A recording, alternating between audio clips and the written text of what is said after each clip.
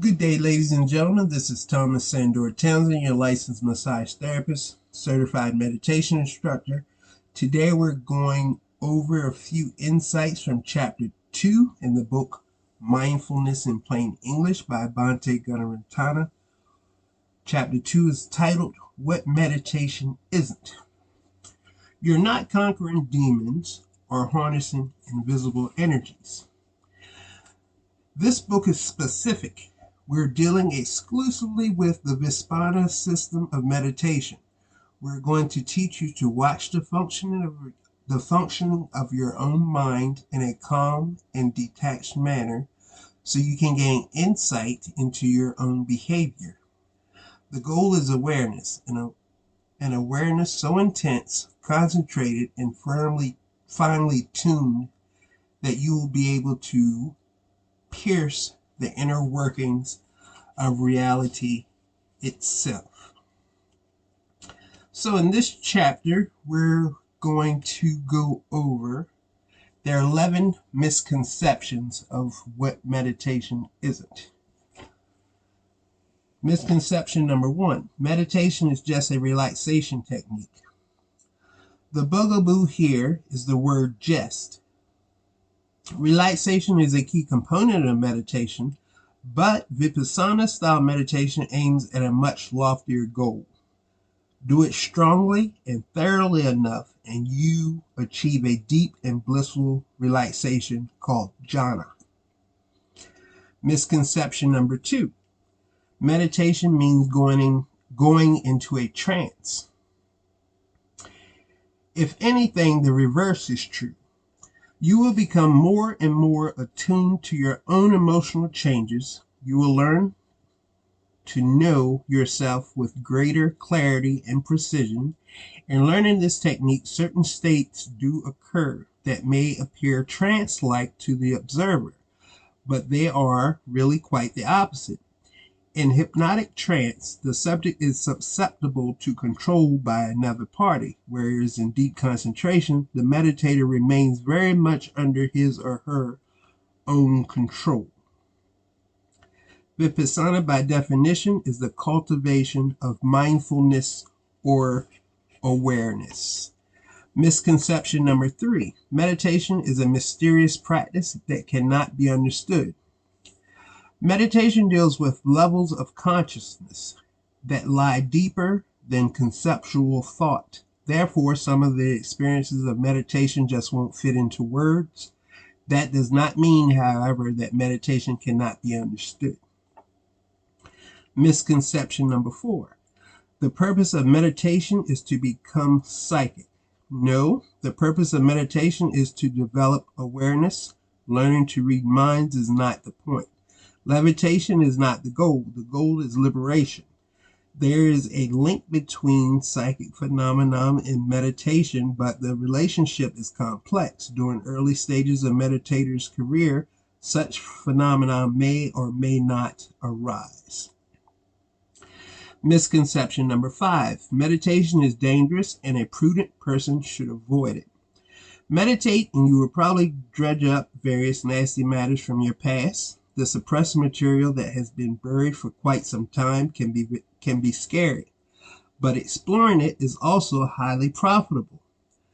No activity is entirely without risk, but that does not mean that we should wrap ourselves in a protective cocoon. That is not living, but is premature death. The way to deal with danger is to know approximately how much of it is there, where it is likely to be found, and how to deal with it when it arises. Misconception number 6, meditation is for saints and sadhus, not for regular people. It is true, of course, that most holy men meditate, but they do not meditate because they are holy men. That is backward. They are holy men because they meditate. Meditation is how they got there, and they started meditating before they became holy, otherwise they would not be holy. This is an important point. A sizable number of students seem to feel that a person should be completely moral before beginning to meditate. It is an unworkable strategy. Morality requires a certain degree of mental control as a prerequisite. You cannot follow any set of moral precepts without at least a little self-control. And if your mind is perpetually spinning like the fruit cylinders in a slot machine, self-control is highly unlikely. So mental culture has to come first.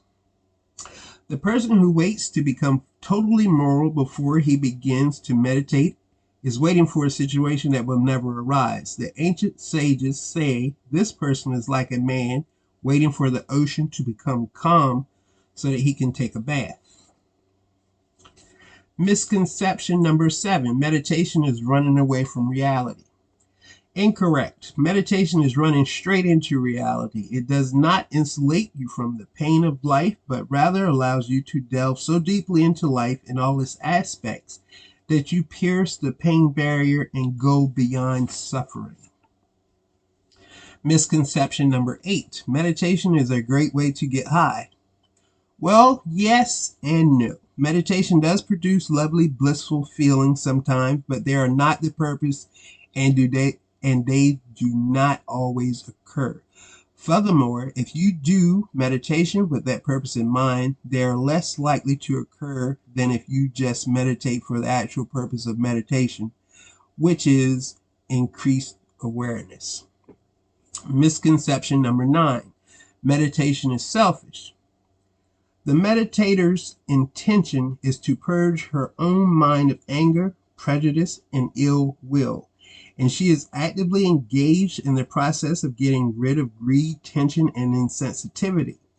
Those are the very items that obstruct her compassion for others. Until they are gone, any good works that she does are likely to be just an extension of her own ego and of no real help in the long run. Through meditation, we become aware of ourselves exactly as we are by waking up to the numerous subtle ways that we act out our own selfishness. Then we truly begin to be genuinely selfless. Cleansing yourself of selfishness is not a selfish activity. Misconception number 10. When you meditate, you sit around thinking lofty thoughts. What is there, of course. Lofty thoughts may arise during your practice. They are certainly not to be avoided, neither are they to be sought. They are just pleasant side effects. Vipassana is a simple practice. It consists of experiencing your own life events directly, without preference and without mental images pasted onto them. Vipassana is seeing your life unfold from moment to moment without biases. What comes up, comes up. It is very simple. Misconception number 11. A couple of weeks of meditation and all my problems will go away. Sorry, meditation is not a quick cure-all. You will start seeing changes right away, but really profound effects are years down the line. That is just the way the universe is constructed. Nothing worthwhile is achieved overnight. Meditation is tough in some respects, requiring a long discipline and a sometimes painful process of practice. At each sitting, you gain some results, but they are often very subtle. They occur deep within the mind and only manifest much later. Thank you for tuning in, ladies and gentlemen. That was Mindfulness in Plain English, Chapter 2, What Meditation Isn't. The link for joining our Facebook group will be in the description. Thank you for tuning in. Like and share. Be well.